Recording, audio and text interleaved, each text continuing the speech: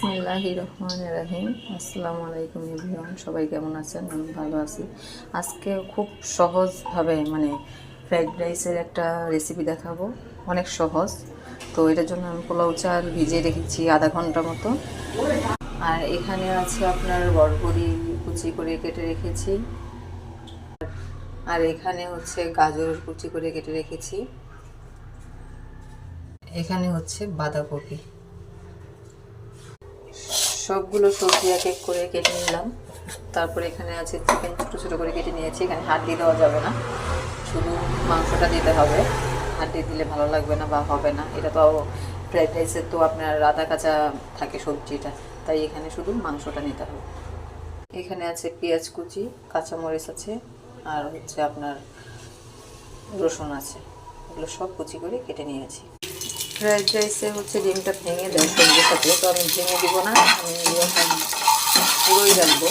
এটা আমি ভেঙে করবো আর কি। আর এখানে যেহেতু আমি চিকেন দিয়েছি, এই জন্য আমি ডিমটা ব্যবহার করবো না। অনেকের ইচ্ছা, আপনারা চাইলে দিতে পারেন। তো এখানে পোলাও চালটা আমি রান্না করে নিয়েছি। চুলায় আমি একটা খালি কড়াই বসিয়ে দিয়েছি, এটার মধ্যে দিব আমি তেল। তারপর এখানে কেটে রাখা পেঁয়াজ, তারপর রসুন, কাঁচামরিচ দিয়ে দিব। তেলের মধ্যে দিয়ে দিলাম চিকেনগুলো, যেগুলো আমি কেটে রেখেছিলাম। চিকেনগুলো একটু তেলে ভেজে নেব, ভালো করে ভেজে নিতে হবে। এখানে আমি দিয়ে দিব 2 টেবিল চামচ আদা, রসুন, গোলমরিচ, তেজপাতা, সব কিছু আমি একসাথে ব্লেন্ডার করে রেখেছি। দিয়ে দিলাম সামান্য লবণ। এখন আমি সবজিগুলো যে কেটে রেখেছিলাম সেগুলো এক এক করে দিয়ে দেবো। বাঁধাকপি, এটা হচ্ছে বরবটি, এটা হচ্ছে গাজর কুচি। এটার মধ্যে দিয়ে দিব সয়া সস, টেস্টের জন্য দিয়ে দিব একটু চিনি, দিয়ে দিব 1 টেবিল চামচ সাদা ভিনেগার। এখন ভালো করে এগুলো কষিয়ে নিতে হবে। তো যে চালটা আমি রান্না করে রেখেছিলাম সেটা এখানে ঢেলে দেব।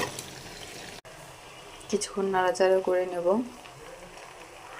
এখানে চাইলে আপনারা একটু টেস্টিং সল্ট দিতে পারেন, এটা অপশনাল, এটা যার যার ইচ্ছা, একটু স্বাদ বাড়ার জন্য।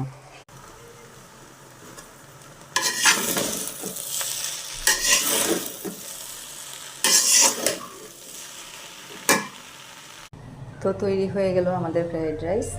তো আশা করি ভিডিওটা যদি ভালো লেগেছে, ভালো লাগলে লাইক করবেন, কমেন্ট করবেন, চ্যানেলটা সাবস্ক্রাইব করবেন। আজ এই পর্যন্ত, সবাই ভালো থাকবেন, সুস্থ থাকবেন। আল্লাহ হাফেজ।